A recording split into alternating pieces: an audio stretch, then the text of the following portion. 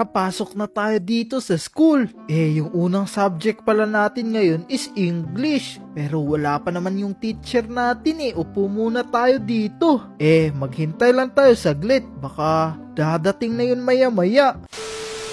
Ano ba yan? Parang wala akong mga kaklase dito Ano ba? Wait lang. Wait lang.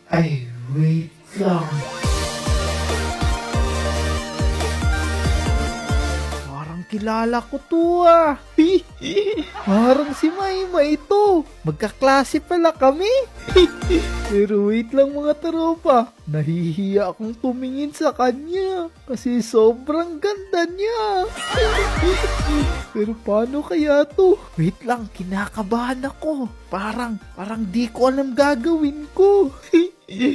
Pero wala pa naman si teacher. Ano ba mga taropa? Kakausapin ba natin siya? Sige. Tara, lapitan natin.